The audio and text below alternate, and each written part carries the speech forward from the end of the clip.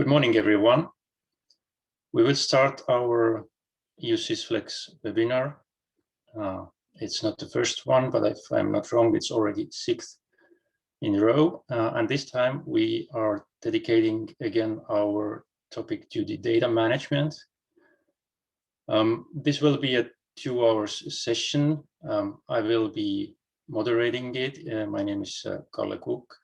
I am the lead of the work packages in EU-SysFlex dedicated to the data management.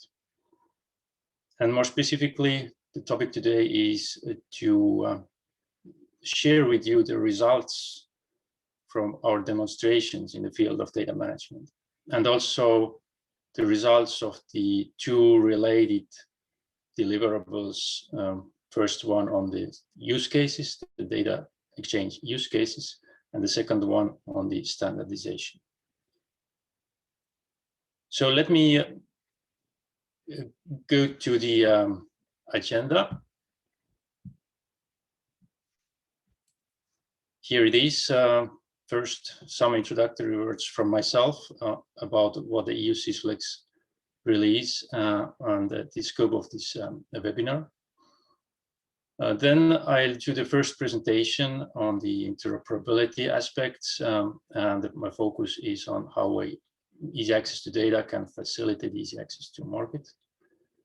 And then we have Eric Sugnard from EDF to present the results from the standardization work, and specifically on the simification, the term we have, let's say, invented here. And then we will have a joint pre-recorded presentation from colleagues in ACA and NOCO, Philippe, Simon, and Mandimbi, but they all are here as well and ready to take your questions.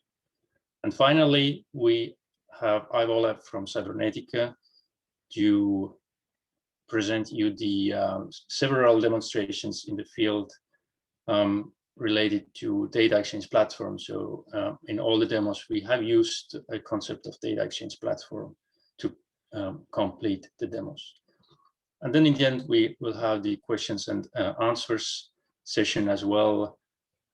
Now, before moving on, I will have some housekeeping rules here as well. First, as I said, Q&A in the end, but if we have time after each presentation, we can take some urgent questions immediately.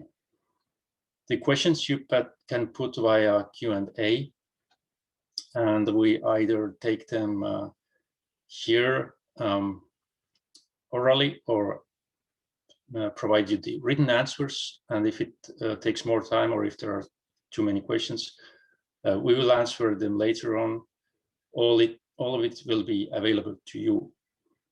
And also, this webinar is live streamed on our EU-SysFlex website and in social media channels. And this will be also available after the meeting, together with all the presentations. And also, you can raise your hand, and if we have time, we can give the floor to you, so you can make your question or statement directly. What is the EU-SysFlex? I'm pretty sure most of you already know it by now, because we started in November 2017 already, and we have less than 1 year to go, which means that indeed we have finalized many of the activities, including in the field of data management, as I explained.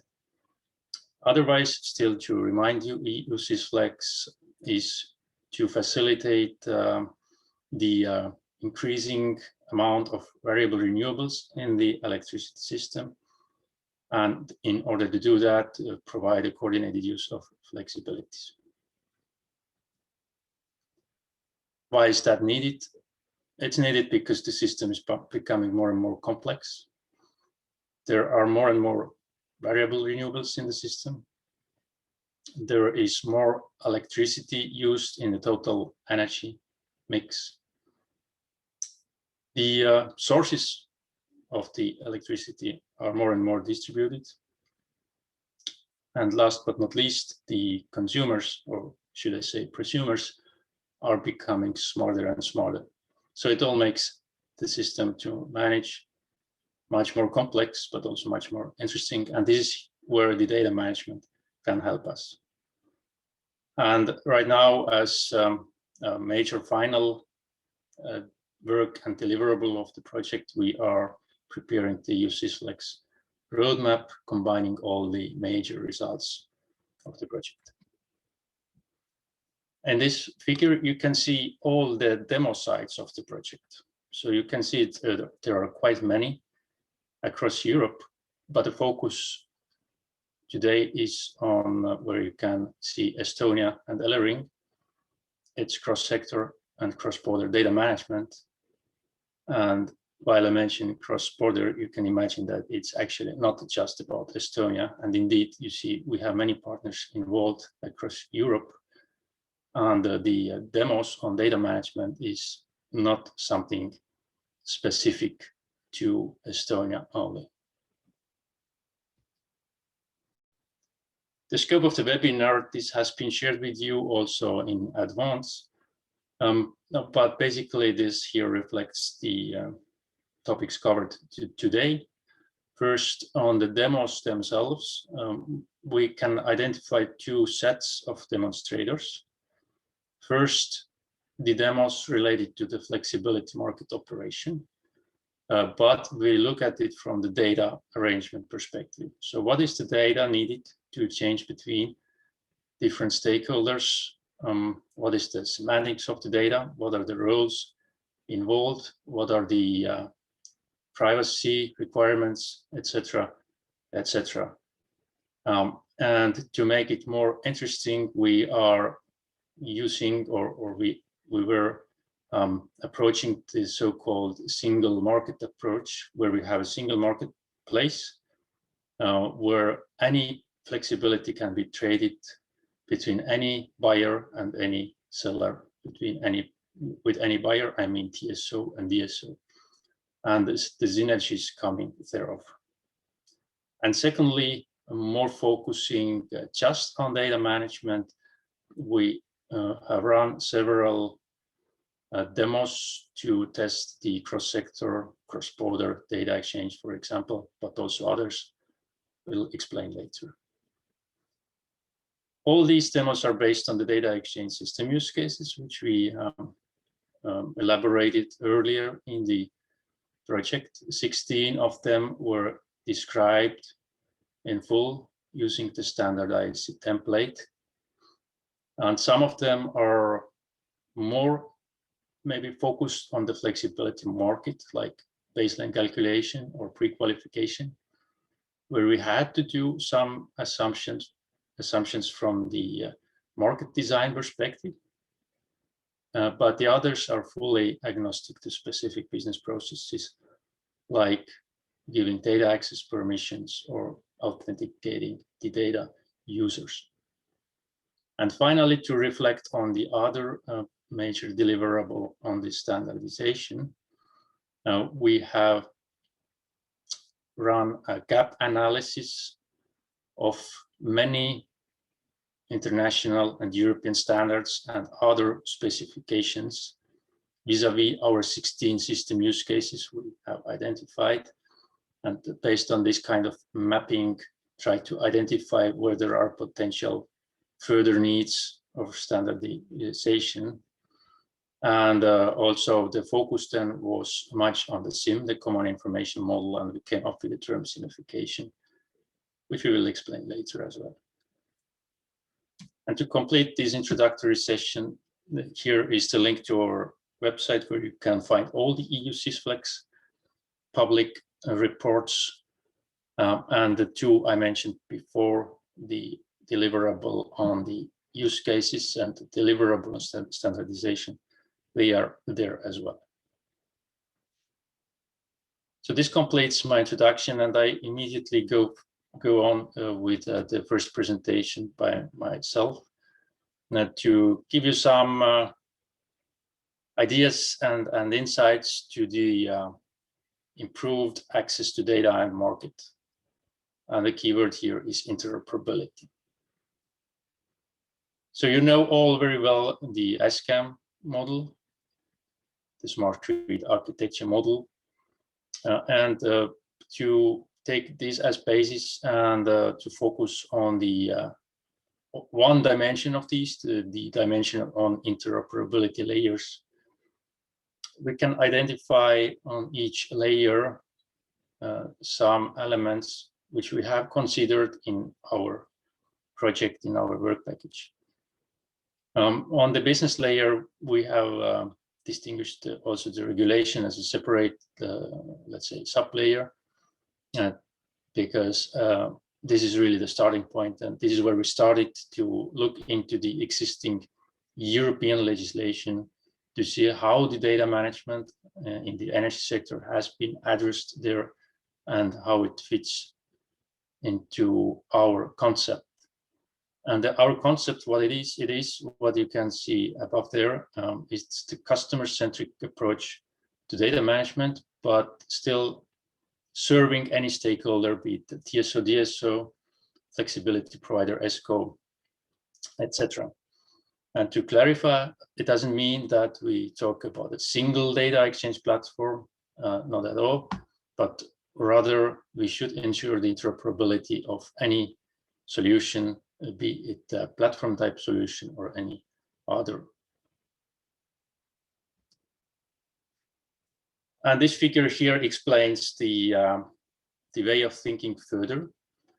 I think we can distinguish data exchange models and data governance models. And I put it here because I see there's a lot of discussion around these concepts, and I think it should be explained. Sometimes I feel these are even mixed, or these are even made like to oppose each other. That's why the question mark there in the title. But I don't think it's about the versus thing. It's rather the alignment and cooperation between the solutions-based approach and standards-based approach. And the standards and solutions-based approaches I have labeled under the governance models. We can think of more like industry-driven standards or government-driven standards, and on the solution side, open source proprietary solutions. And data exchange models, here we have terms like centralized, decentralized, distributed, used quite a lot. And if we put these two dimensions together, we can place on this matrix some approaches implemented around. You can see data hubs, data exchange platforms, bilateral data exchange, and blockchain. But this should not be seen something as really controversial or conflicting or competing with each other. I do think that in the end, all these approaches should coexist, and they should in fact be interoperable. So it is not only about the interoperability of data hubs or interoperability of data exchange platforms between themselves, but also interoperability between centralized and decentralized, interoperability between standards-based and solutions-based, etc. Some figures from our reports. So here it is maybe focusing on the, let's say, solutions-based approach. And as I mentioned before, we have used the data exchange platform as a concept for our use cases. However, I must say it doesn't mean that the use cases do not work for, let's say, non-platform based solutions. And the data platform we have taken for the demos is the Elerinx S-Suite platform or concept, which means that you can connect any data source and any data user to the platform. And also the platform provides you the services for secure data exchange, for example, the consent management. So you can easily share any private data, most of all the meter data, but also any other. And this is what we have demonstrated here, that any data could be shared via this platform-based approach and between any stakeholders, like you see on the left side, be it system operator or aggregator or market platform or data hub or any other data exchange platform. So this is what we said about the interoperability of platforms. On top, you can see a few hubs or platforms implemented in Europe. And on the left, on the right side, you can see a figure from actually from our previous webinar on big data. But already there, we looked at several solutions and how they actually have implemented the use cases, the system use cases. So you again see the 16 system use cases around there. And you can also understand that some of the use cases are more common for these solutions and some are not. Is it correct or not, or should it be like that or not? This is to be discussed, but this is the situation as it is today. And then on the standards-based approach, we have looked into many standards and specifications, as I said, and in the figure on the left, there's a list of most mentioned standards and specifications, and it explains in how many data system use cases of EU-SysFlex or for how many these are relevant. And on the other figure, it's the same information, but the way around. We first list the use cases, and then it tells you in how many standards or specifications you could find this or let's say at least similar use case. And this is the high-level summary of our standards gap analysis. Again, all the use cases listed here. And in the middle column, we say based on our, let's say, expert opinion and literature overview, how many are there really gaps, or are there rather no gaps?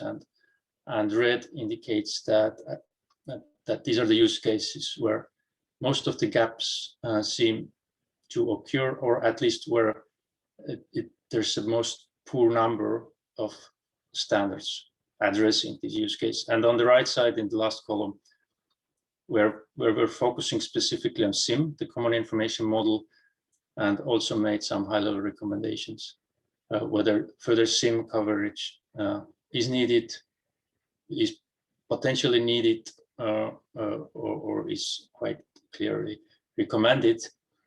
And sometimes, of course, you can discuss whether SIM should be applied to some of the use cases at all, but in the interest of interoperability, we definitely need at least some kind of common model, or even if several models, very well harmonized with each other.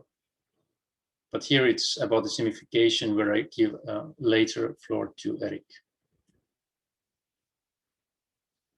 This is the architecture of our demos. So it's a kind of combined architecture which tries to combine all the demos on a single figure. The blue area in the middle is the data exchange platform. So you see that all the different stakeholders again are around this data platform and share different types of data inside different demos with each other. No need to go into detail here. If you're interested, you have access to this presentation later on. But to finalize my presentation on a few slides, what were the key takeaways from those demos? And I have here 9 takeaways, which more or less reflects the fact that we actually had 9 different demos here. They were not normally very large scale, but still we were demonstrating some certain aspects. And to start with maybe one of the most important one, it is to say that there is no interoperability of flexibility services if you have no interoperability of data sharing, data access. And this is what the flexibility platform demo exactly addressed through the data exchange platform concept, enabling to share any information between any stakeholder. So it's not really stopping or blocking element for flexibility market to function. The affordable tool, another major demo, was to develop a tool for an aggregator in order to bring smaller customers actively to the market. And again, one element here was the data exchange platform, which could facilitate it. Then we had a demo with the Lithuanian colleagues to prove that this platform concept can be used for cross-border data exchange, specifically for the meter data exchange. So the Lithuanian consumer can use the data hub and the data exchange platform of Estonia to have access to his or her data, and also to give consent to other parties to access this data. Interoperability of platforms themselves. So we had another demo with a platform called EcoSP, which is the SUCs platform. And we actually integrated these two platforms and made the case where the data located behind one platform, so for example, the meter data behind the SVIT platform, could be shared with the users of the EcoSP platform. So you don't need to integrate as a data provider or as a data user with both or with many platforms. It should be sufficient to integrate with that one only. And number 5, we demonstrated a specific privacy-preserving technology called ShareMind, which was to demonstrate that there are other ways than a let's say explicit consent to share the private data, but still in a secure way. The cross-sector data exchange was demonstrated by putting together information from two sources, two registers. One was the data hub of meter data, but the other was the building register. And you can make quite easily the data available from one source like building register through the data hub. So for example, the information related to that building for which you need the consumption data. But of course, there are also some quite trivial issues or obstacles. For example, the format of the address of the person. If it's different format, then it's already an issue to be solved. Then the big data framework, we explained it in our previous webinar a bit, but here it was just to demonstrate that it's another application which can use the data platform concept so to provide big data services through data platform to any interested party. Then we had a security demo and alternative signing mechanisms of the data logs were provided. And finally, we had this standardization demo, so where the original APIs of flexibility platform were translated into SIM compliant API and demonstrated then again. And it was demonstrated that it's not a very complicated step. And just final slide, because we also had a task on demonstrating the interfaces, the single interfaces concept. In fact, we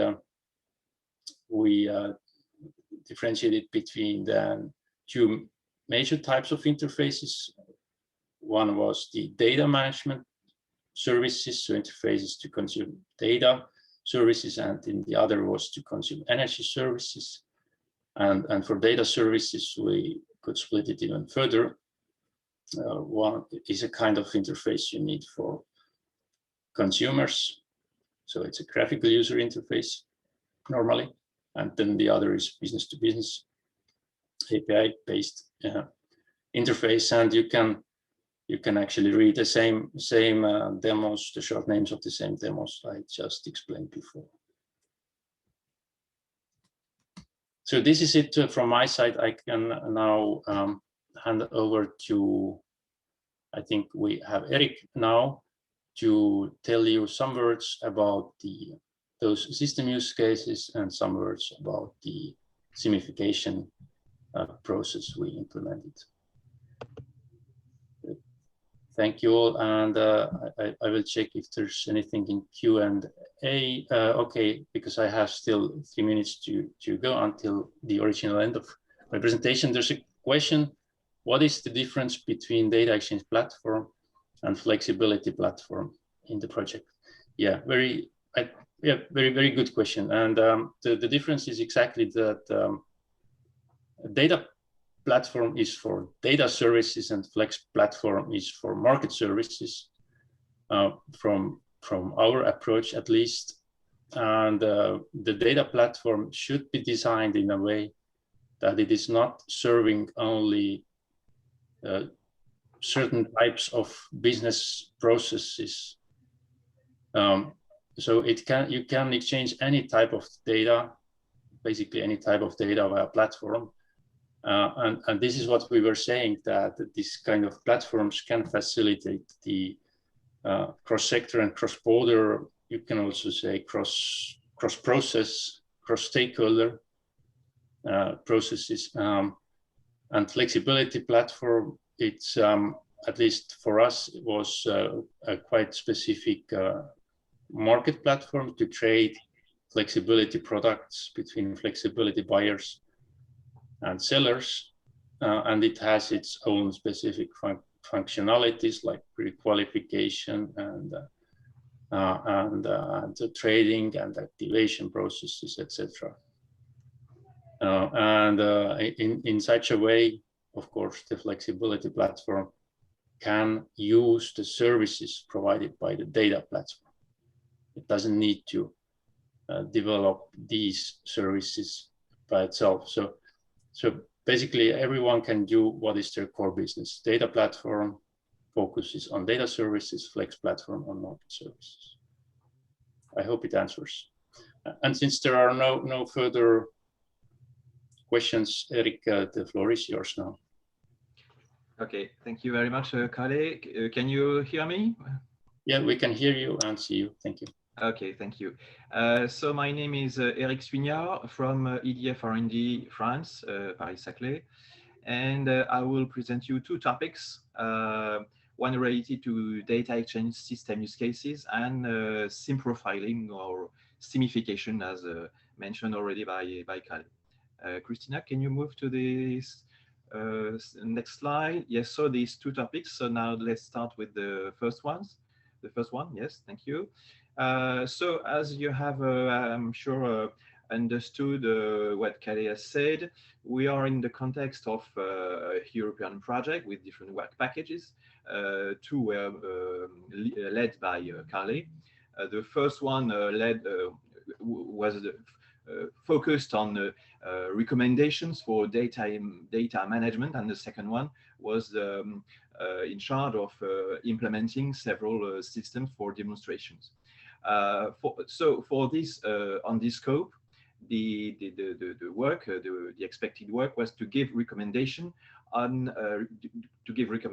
on data management principles in order to develop flexibility services and give recommendations in terms of cybersecurity, privacy, etc., so that these services could be scaled up at a pan-European level. So the work started with the definition of data exchange system use cases, as I will explain in this presentation. And so EDF R&D led the writing of these use cases with the TSOs and DSOs partners. And we focused on the business needs and the IT needs. For example, for the business needs, we were talking about the auctions or the exchange of flexibility potentials. And the IT needs, are in terms of the implementation of, let's say, the GDPR or the exchange of personal data, and including the need of exchanging data cross-border. Next slide, please. So let's start with now a few definitions. When we talk about system use cases, we talk about kinds of scenarios where systems or business roles exchange data with each other. And for instance, we have very classical system use cases such as the access to metering data or data exchange between different partners. These systems describe how system roles interact with each other. So now also we have a definition for system roles. It's a finite set of functionality such as SCADA or geographic information systems. And here we focused on functional specifications for these systems to be implemented and tested as part of these demonstrators. And in fact, we focused on the data exchanges. I mean that in fact we didn't write a specification for the algorithms to be implemented for a data process, for instance, or we only focused on data exchanges. So now let's look at what a system use case looks like. So we took an IEC standard and a tool used Mozares to give a framework of these use cases and how to write them. So it's a collection of different kinds of things, information expressed in natural language, such as scope, objectives, prerequisites, etc. We have diagrams, in particular diagrams describing the interaction between systems and roles.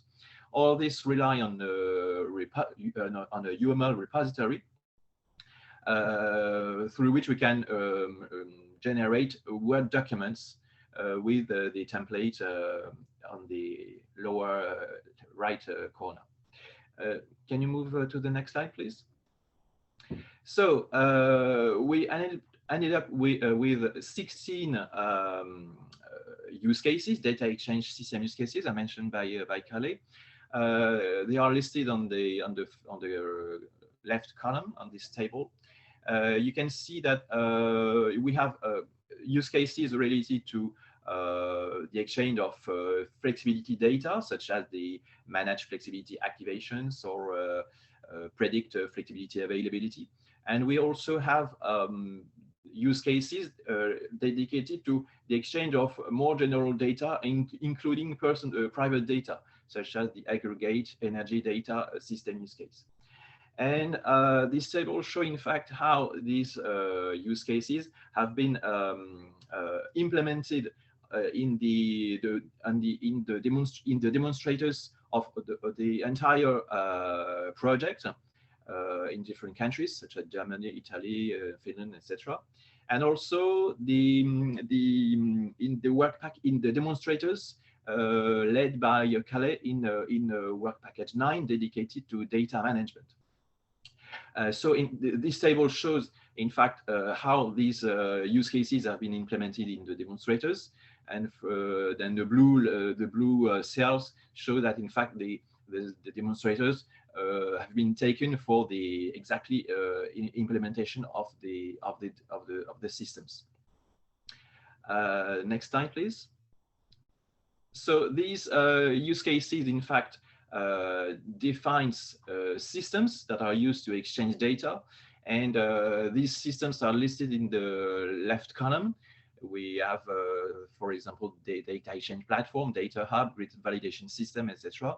And for the work package 9 demonstrators, these systems have been implemented with different names, such as the affordable tool, the customer interface of affordable tool, etc.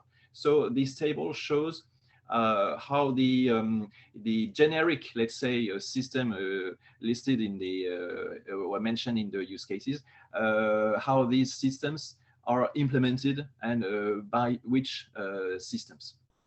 And this table shows also that some systems have not been used in these demonstrators, such as the grid validation systems, for instance. Next slide, please. So these systems are used to exchange different business objects, different data.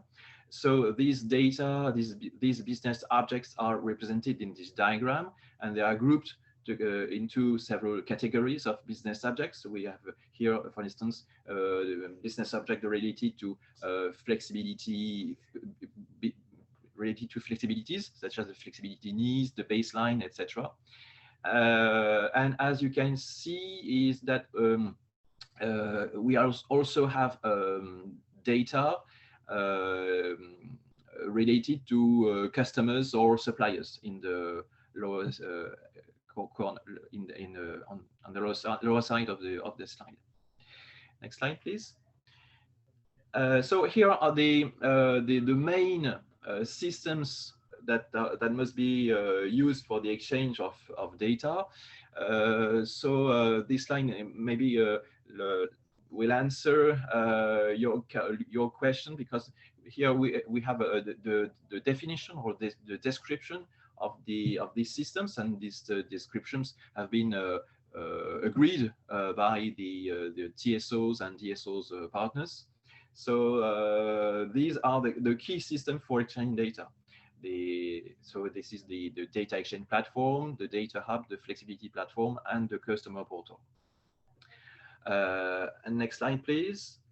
And just click on the slide, because it's a bit short, a bit tiny. So here we did a kind of role model of business roles involved on data exchanges. So in fact, this diagram represents the business roles that use or operate the systems that are used to exchange data. So for instance, we consider that the flexibility platform is on the market side. So it is operated by the market operator. And to this respect, the market operators exchange data between, for instance, flexibility service providers or system providers mainly. So that's it for the first topic I would like to present you. Now let's move to the second topic, dedicated to the SIM profiling. Next slide, please. So in fact, we are talking about a new notion of simification of APIs, because based on or partially based on the use cases we wrote, the demonstrators implemented systems and developed APIs or XSDs or interfaces. In my opinion, these are quite synonyms. But some of these APIs were custom made. That means that they were defined on purpose, but they didn't rely on SIM data models. And to this respect, that didn't allow interoperability nor reuse. So what we propose is to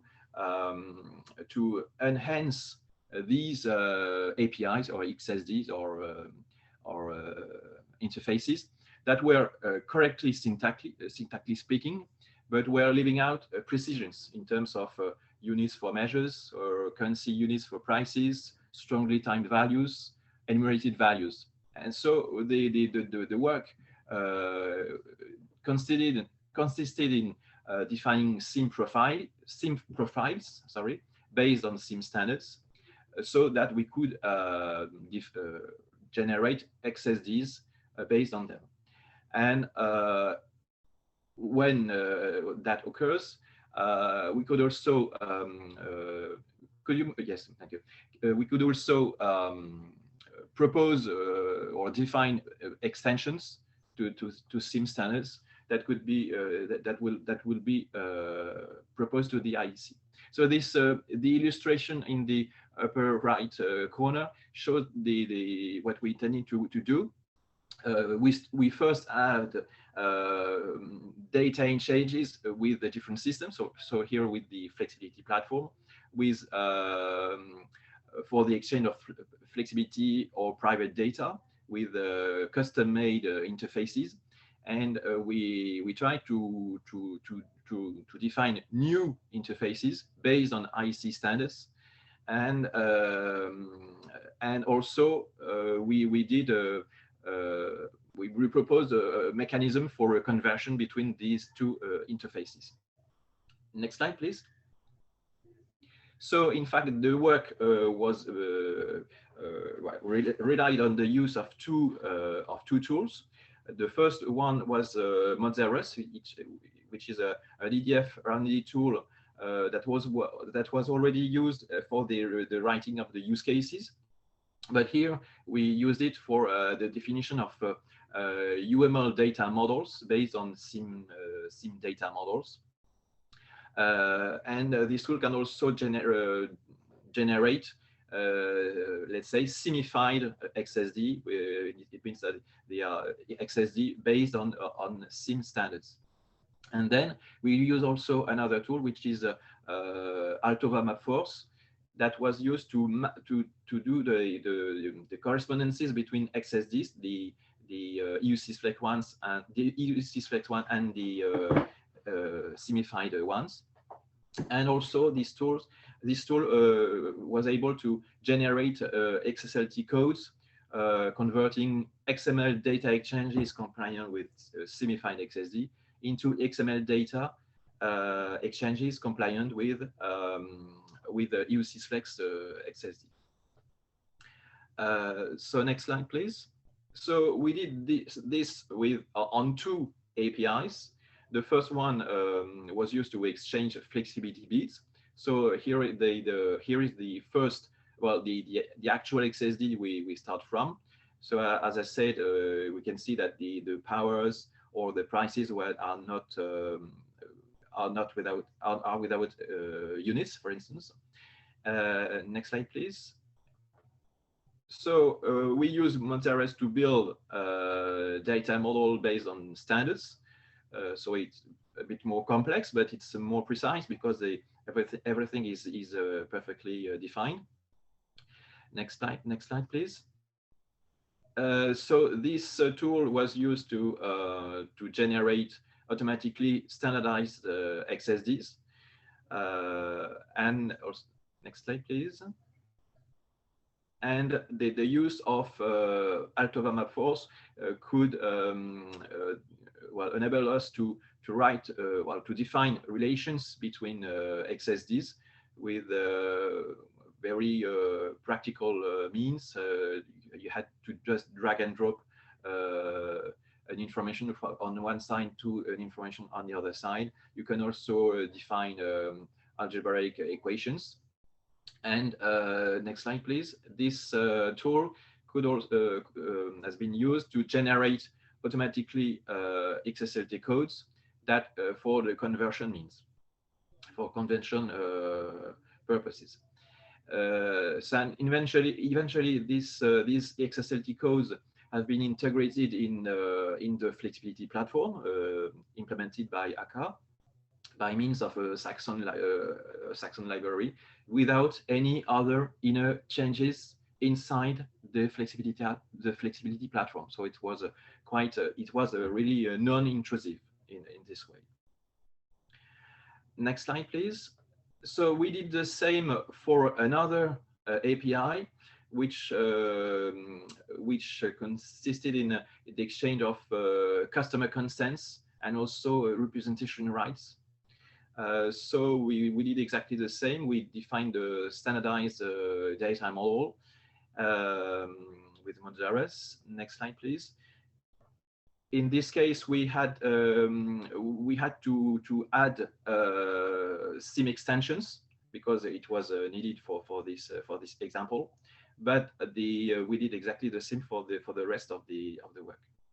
So as a conclusion, we can state that we can simplify XSDs at almost at any stage of the developing process.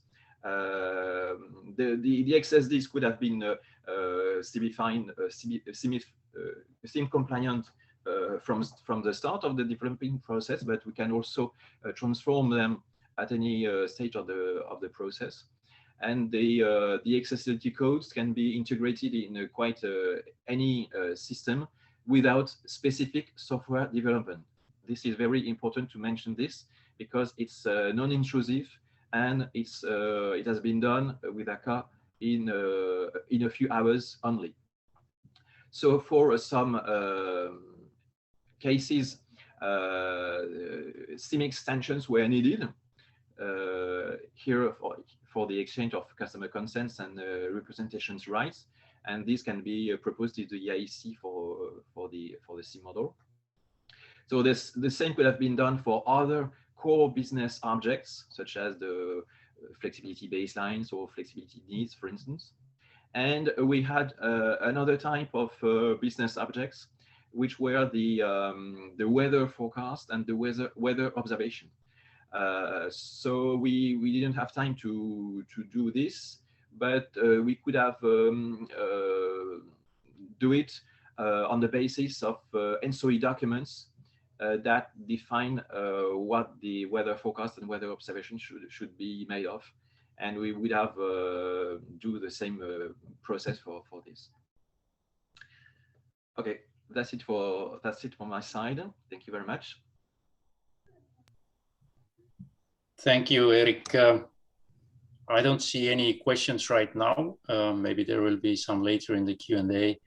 So we can immediately proceed to our next presentation, which is to tell you a few words about the flexibility platform and also what we call affordable tool demonstrators. So I will give the floor first to Philippe Scheck from akka to introduce the agenda item. Okay. The floor is yours. Okay, thanks, Kade. Good morning, everyone. I am Philippe Scheck from akka. I lead the akka team who was involved in EU-SysFlex project. So with me, Simon Liling from Enoco, he's a software engineer there, and Raino Mandibi, my colleague at akka, who runs some specification task. We are all in together to introduce, in fact, two applications. The first one is the flexibility platform developed by akka, and also, for sure, the affordable tool developed by Enoco. And for that, in fact, we have a pre-recorded video to introduce both systems. It lasts roughly 20 minutes. So, and for sure, we can answer the question after the video or during the Q&A session. So I think, Adam, you can start the video now, please.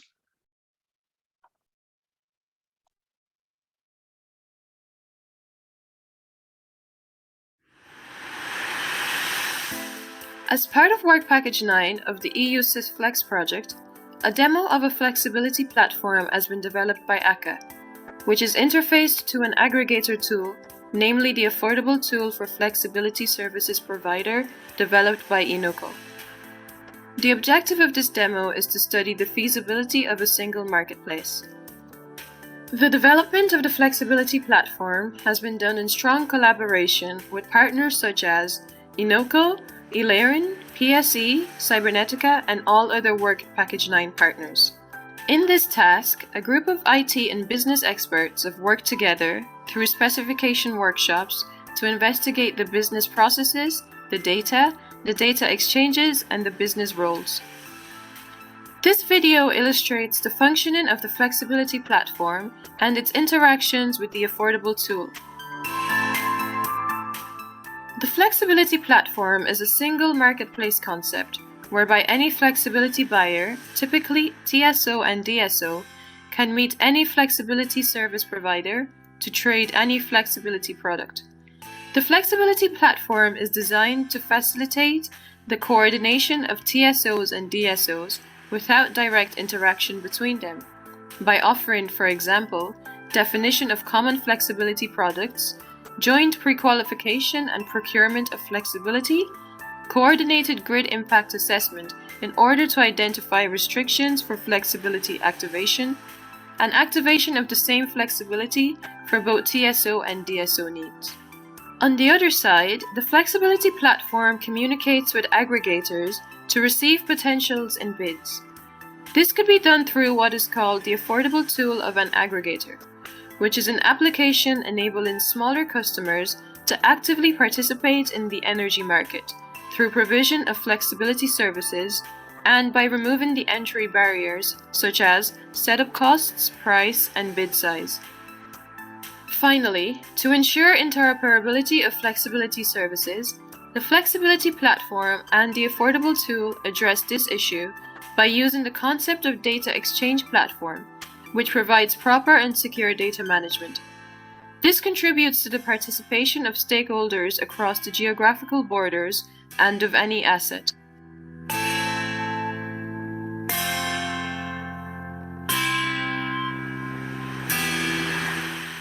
The architecture of the demonstration is composed of several systems: the flexibility platform itself, the affordable tool, and the system operator simulator. There is also SFeed's data exchange platform, which is used to interface all these systems. SFeed provides security mechanisms and standardized data exchanges, for example through REST APIs.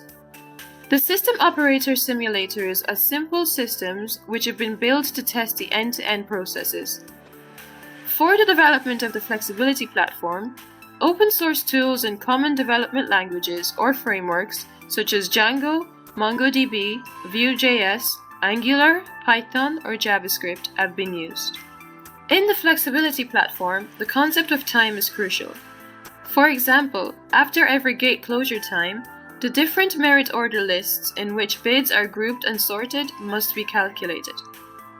In order to manage this, the Celery framework is used to run the different processes on a regular schedule. It also uses WebSocket technology in order to manage real-time notifications.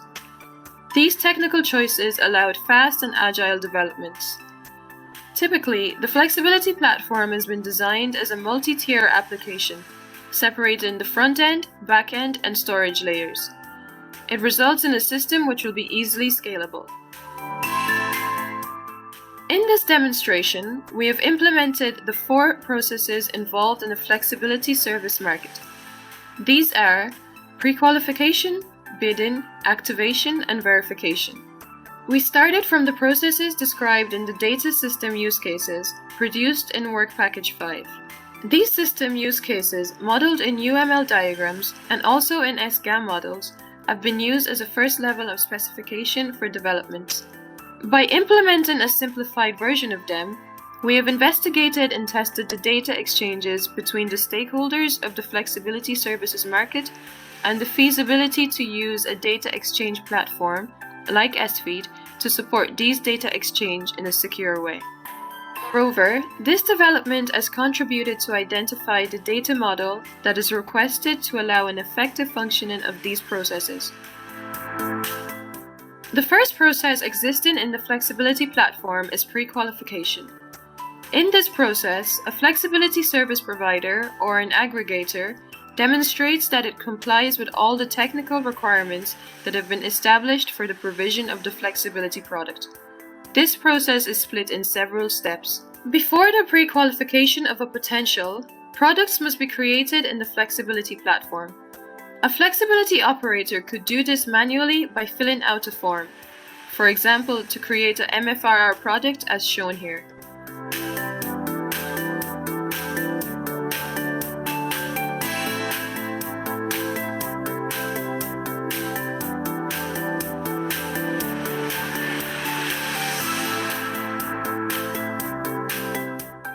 The The system operators can also request the creation of products from their information system to the flexibility platform. These creation requests are sent via standardized requests and using the SFeed data exchange platform.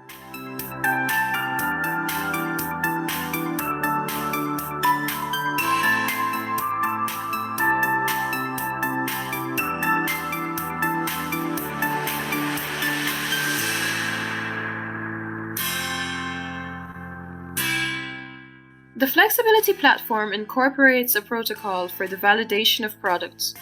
Here is an example showing the launching of the validation process for a product.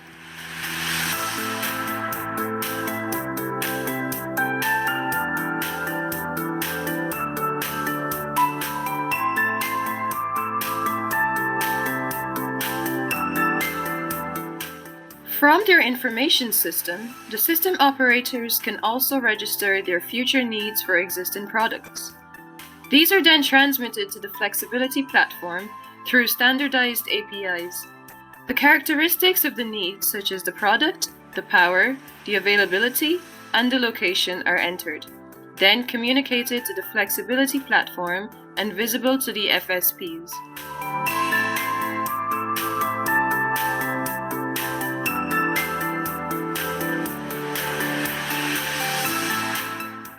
In the same way, aggregators, from their information system, can declare and submit potentials to the flexibility platform. For example, here in the EU-SysFlex demonstration, an FSP could submit potentials using the affordable tool by filling in characteristics such as the product, the power, the preparation period, and the location. The flexibility platform immediately performs the product pre-qualification by comparing the potential with available flexibility needs. The success of the pre-qualification is reported back to the affordable tool. Aggregators, from their information system, can also declare schedules associated with potentials. Schedules are kind of like baselines.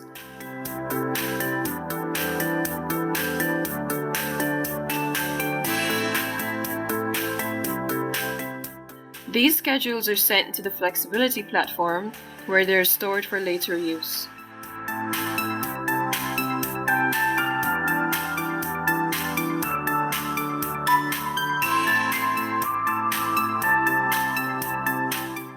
For each submitted potential, the flexibility platform determines the system operators that should assess the impact of this potential in respect to their networks.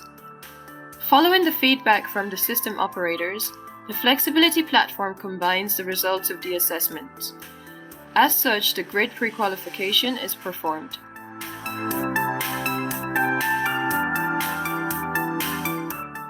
The second process implemented is bidding.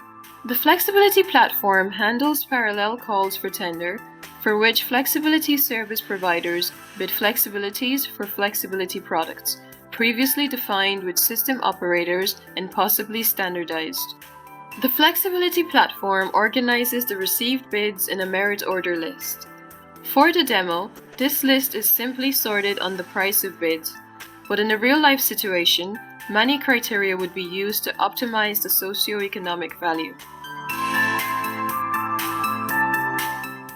System operators can initiate calls for tenders for a product offered by the flexibility platform from their information system by completing some information such as the service period, the requested power, and the localization factor.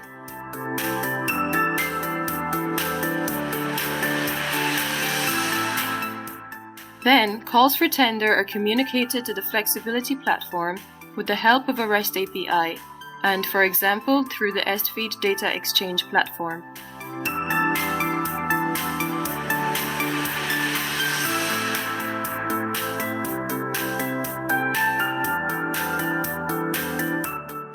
Aggregators are informed by the flexibility platform of the calls for tender for which they can submit bids for different products. For example, here, from the affordable tool, an aggregator submits a bid for a MFRR product specifying the price, power, and location.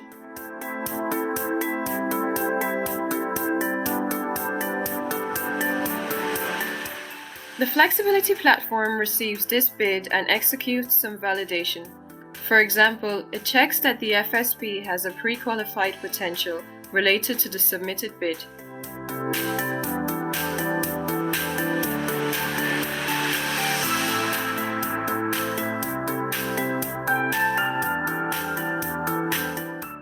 After a gate closure time, the flexibility platform selects the bids related to the common delivery period. For these bids, the flexibility platform determines the concerned system operators and requires an impact assessment in respect to their networks. The system operators provide their response, considering their structural and dynamic constraints to avoid further imbalance or congestion situations. Then the flexibility platform collects and combines the result of the assessments. Displayed here is the result of the grid impact assessment with a power limitation. After this, the merit order list of the bids is established by the flexibility platform, which currently ranks the accepted bids based on price. Of course, this is a simplification of a real-life scenario. As shown here, the merit order list is displayed for the next delivery period with relevant bids, the price of the bids, and the proposed power. The calculation of the merit order list completes the bidding process and the activation process can begin.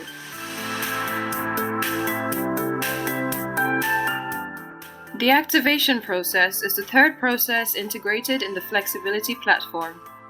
This receives and manages activation requests initiated by the system operators. It is important to note that several activation requests are allowed for the same product in the same delivery period, thus enabling value stacking. Then, the flexibility platform selects bids which can respond to these activation requests. Finally, the flexibility platform prepares and sends the needed activation orders to the FSPs. In return, the FSP sends a confirmation that they have received the activation order. This acknowledgement is registered by the flexibility platform. A system operator can create a flexibility activation request from their information system. For that, they complete different information such as the quantity of power to be delivered for a given delivery period, or the expected localization of the flexibility delivery. Then, the activation request is submitted and recorded in the flexibility platform. We can see here that the activation request has been effectively received by the flexibility platform, which then checks the validity of the activation requests by comparing the activation request's parameters with those of the call for tenders opened by the system operators. Also, we can display the details of the activation request.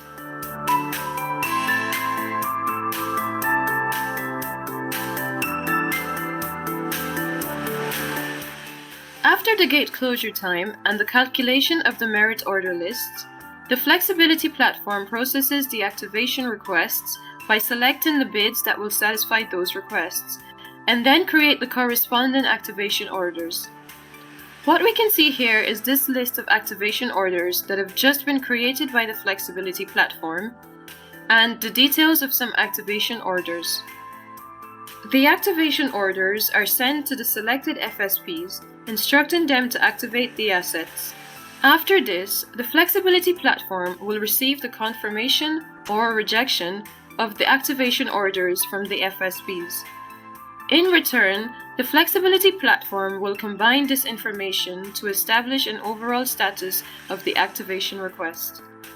This is what is mentioned here in the field Request Status of this activation request.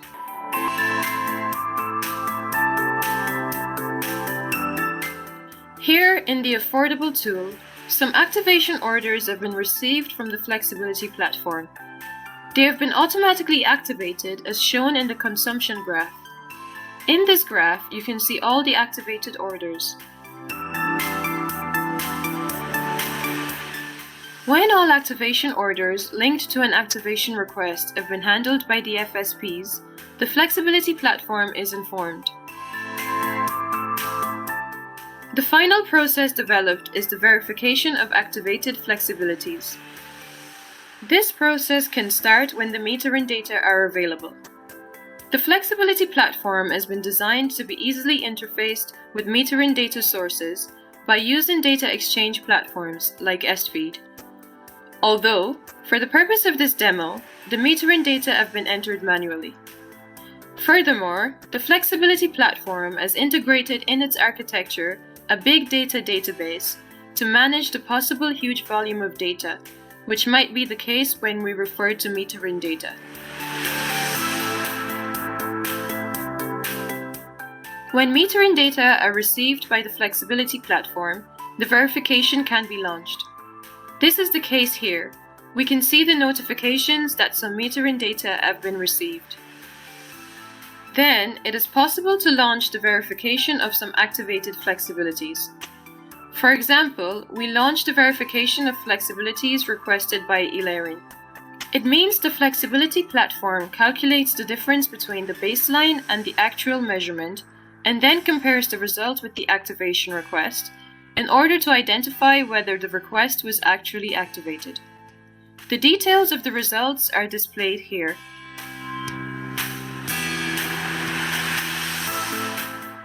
The verification results are transmitted to the relevant stakeholders.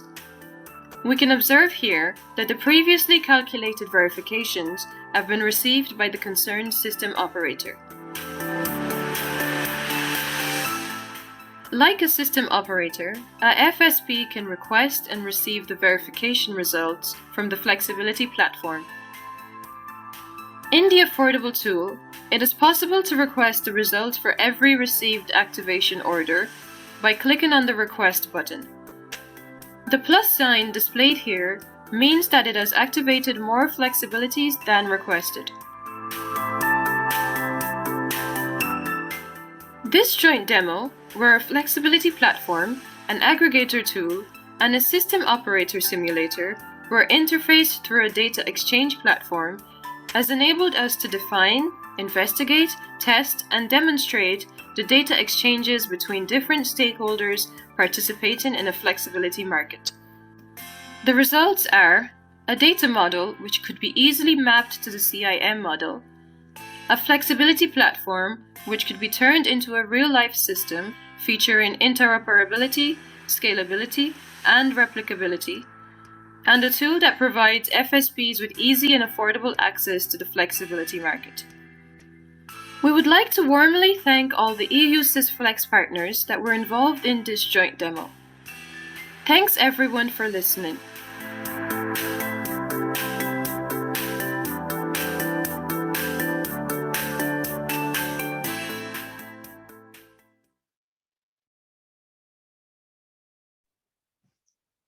Thank you, Philip.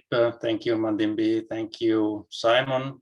All other people from your teams as well. It has been a great and interesting work together with you. I can confirm everyone that all these data exchanges work in real time as well, even though in the testing environment, but still they work. But just in the interest of smoothness, we decided to pre-record some of the steps, and it's not all. There are many further steps which we could have presented, but not in the interest of time. Let me see. We have one question here in Q&A. Yeah, thank you, Marianne. The question is: in the services tested, did you experience issues with duration of data exchanges? I think the data we exchanged were not the real big amounts, but Philip maybe, or Mandimbi, maybe you want to add more here. Okay, Kale, I try to answer.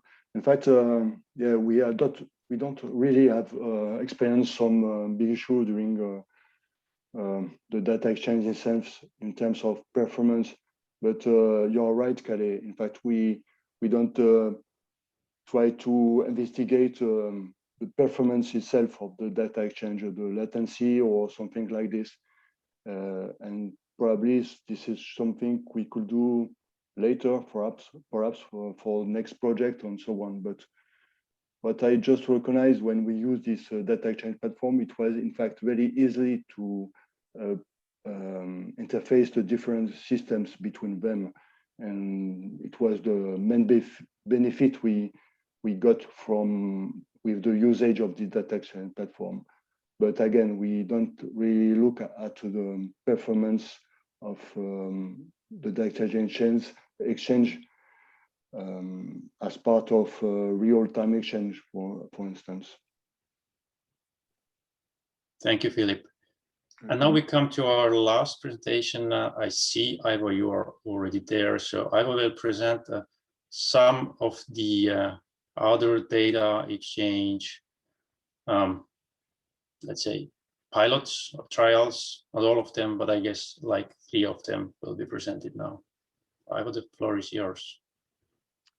Yes, hi. So this is Ivo from Cybernetica, and today I will talk about the different demonstrations we did that all are related to data exchange platforms. So starting, the first one was trying to show exchange between 2 different platforms. So ENSOE has their EcoSP platform, which, for example, holds operational data, and Elering has its SGAM platform, and SGAM platform is great for sharing, for example, meter data, and on it, the owners of the data can explicitly give consent to share the data with different applications and organizations. So what we did in this demonstration was integrate the 2 platforms, and SGAM also is connected to Elering's data hub, and that data hub is a central data storage for Estonian meter data. So through this connection of 2 platforms, we were able to share the meter data from Estonia with applications using the EcoSP platform. And how this can be used, for example, third parties, for example, aggregators, can have access then through a single access point. So they could be connected to the EcoSP platform and request data from SGAM. And this data can be either public, or it could be private data, which requires authorization of the owner.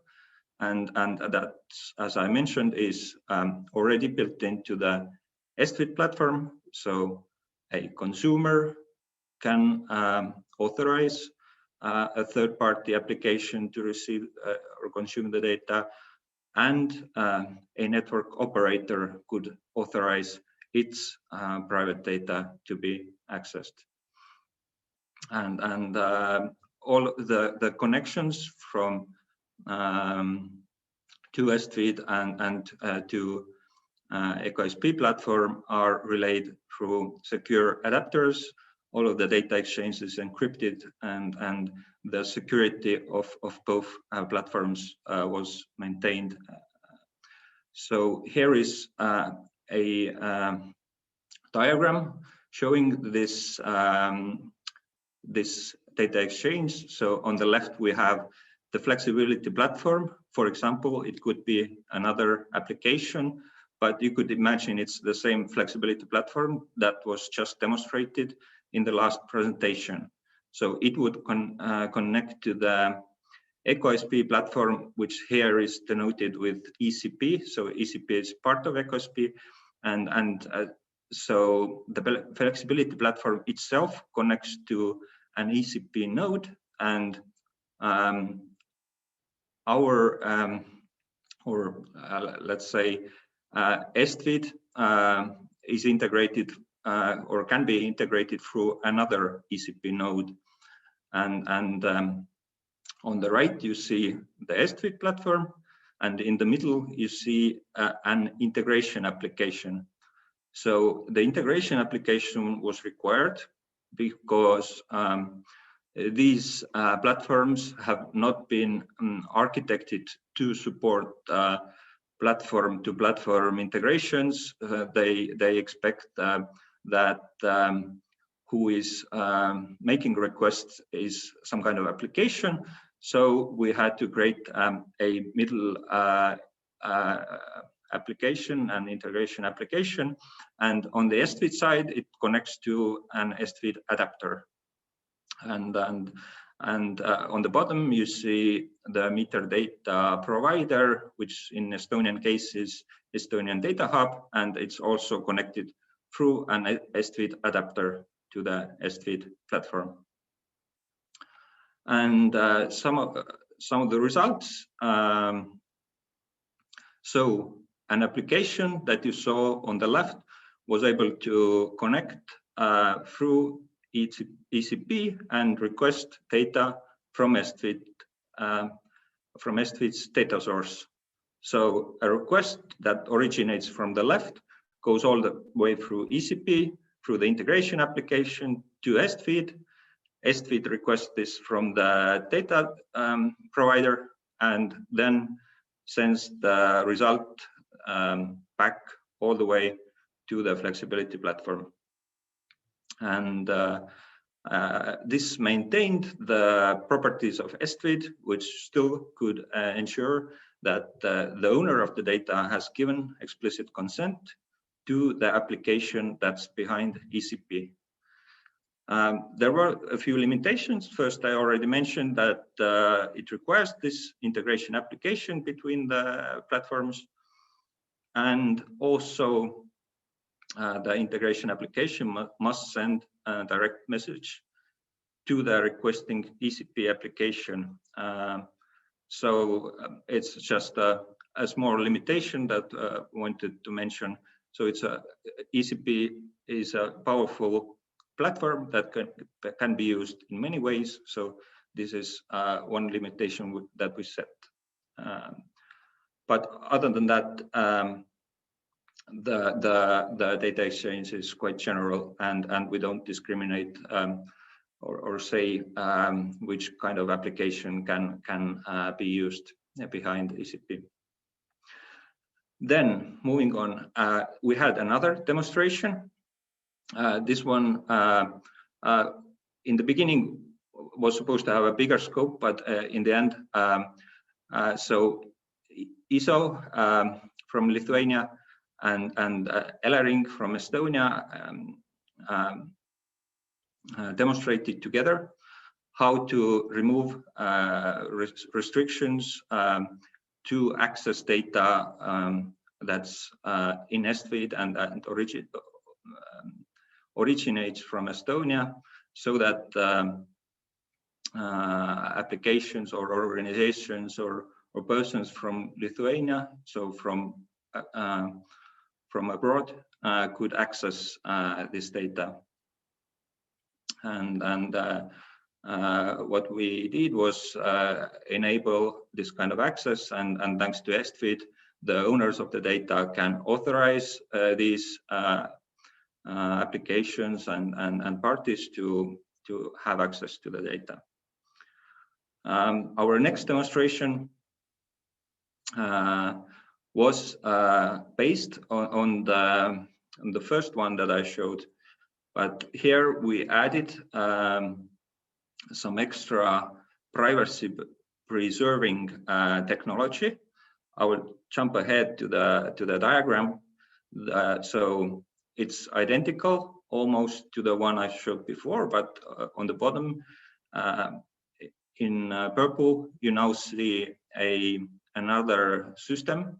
And what it does is maximally protects the privacy of consumers. And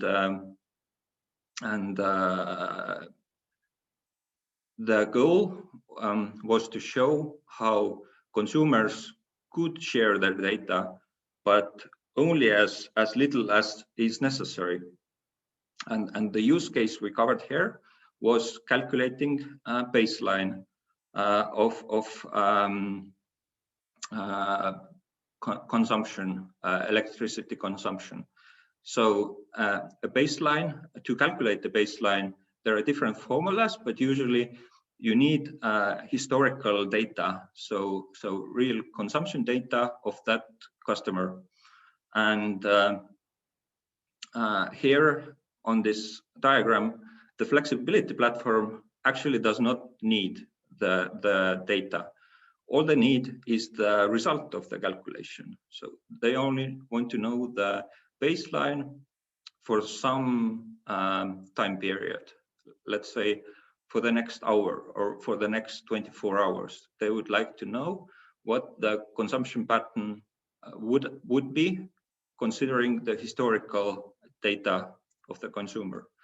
And for that reason, we saw that using our ShareMind technology here would eliminate the need for consumers to share all of their data, but only share the result, or rather share the data, but in a way that it doesn't reach the one who gets the result of the calculation.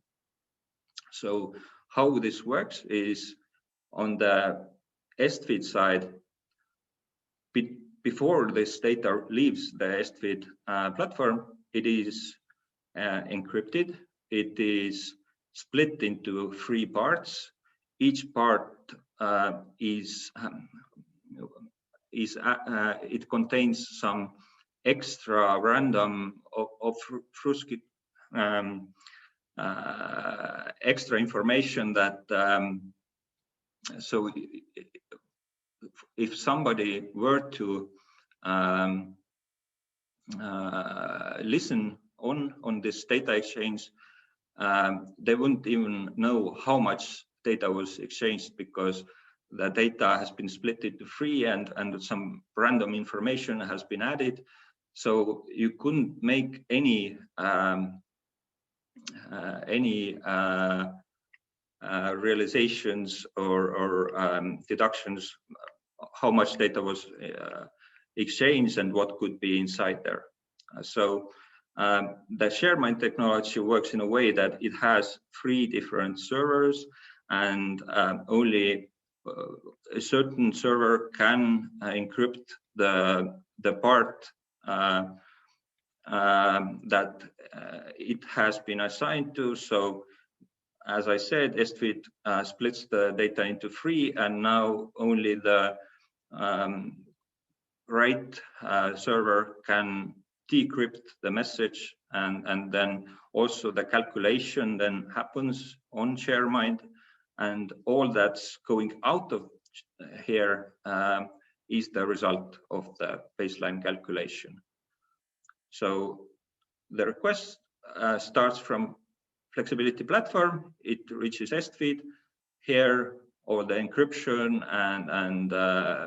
and the splitting of the data happens, and it reaches ShareMind, and out of there comes the calculation result, and all this flexibility platform receives in the end is the result, and no private data. So the main results of this demonstration, our goal was to demonstrate the privacy preserving data exchange, and it was successful. SGAM still ensured that the data was only shared when the owner of it had given explicit consent. So that's another layer of privacy protection. And we proposed an architecture that could make every service of the SGAM data exchange platform preserve user privacy. So this could be extended to other kinds of data exchange besides just baseline calculation. And privacy was ensured here by ShareMind MPC technology. And there are some assumptions. So the parties hosting the MPC servers, the free servers that I showed, they have to be independent, and so there are some restrictions how to set up, how to maintain this kind of system. But if everything is done properly, then this technology guarantees users' privacy. Moving on, this is a demonstration that we did that demonstrates data exchange between two sectors. So one sector is where information on buildings, on public buildings is being stored. In Estonia, it's called a business registry, and it holds interesting information that can be relevant for the energy sector. On the other hand, the Elering's S-Suite platform holds energy consumption, production data, and this could be interesting also for the other sector. So the target groups for this solution could be building designers, energy laborers, authorities responsible for issuing permissions, building developers, building owners who already use building registry. And now this solution could enable them to use the meter data to enable their business processes and to proceed smoother. On the other hand, the energy data that's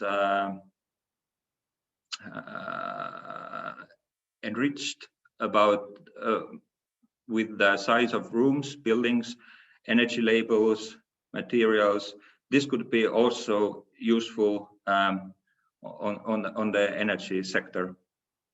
And what we demonstrated was how the information that's currently in building registry and is publicly available was imported onto the e-Elering platform.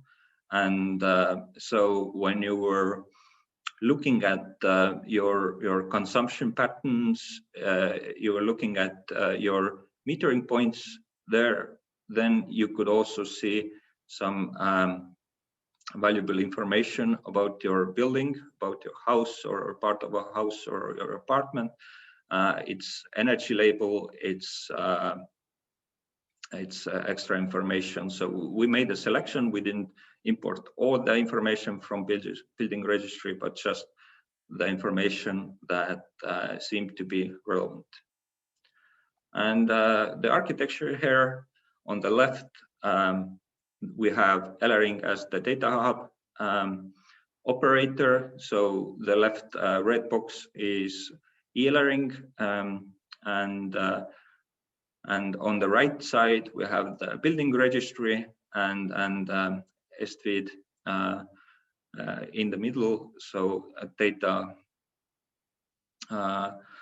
here was mostly imported through public APIs and interfaces, but on the background we also have the S-Feed, which enables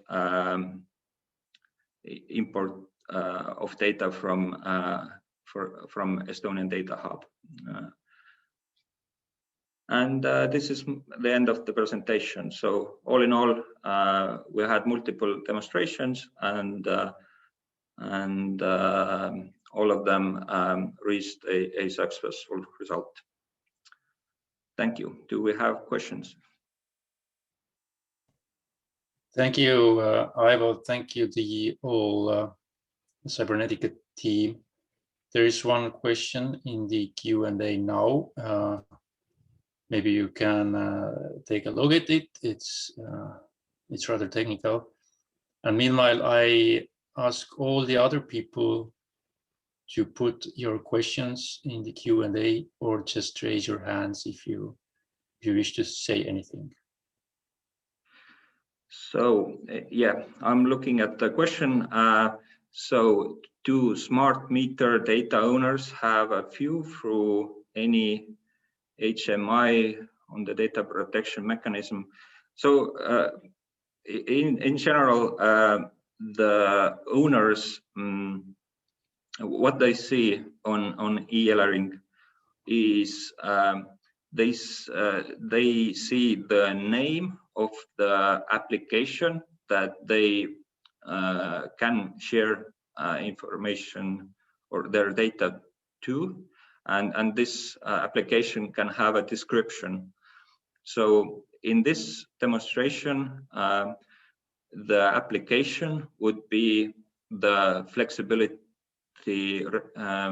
platform, and the description should say that the data would be exchanged in a privacy-preserving way, and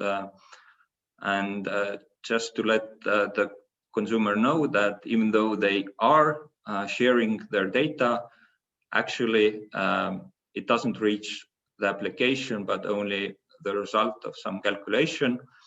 So this can be put into the description, but other than that, the consumer or the smart meter data owner does not get any other information. So all of this is in the description when they give the consent on e-learning consumer portal. Okay, so I ask all the other speakers, presenters also to switch on the cameras. If you can, I know Philip cannot, but the others can, so everybody can see at least who we are. And it's the final call to submit your questions now or raise the hands. At least I don't see that anyone has raised the hands. I don't know if it's on my side only. But I think at least our host can unmute you if you wish to say anything.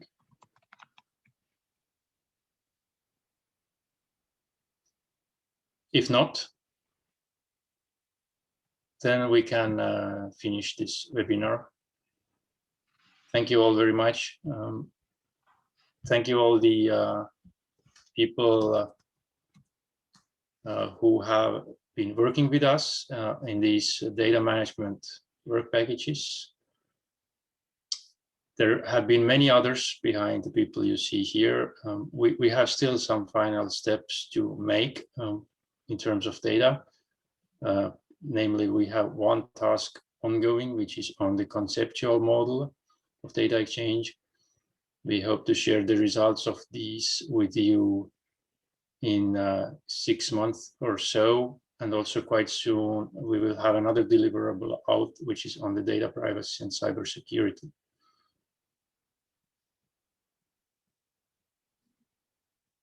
Okay, no questions, no hands raised, then final thanks. I don't know if any of the speakers wants to say anything. If that's not the case, we will finish this webinar. Thank you and enjoy the day and the summer, which is coming very soon.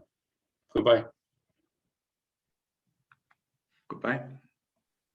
Bye-bye, everyone.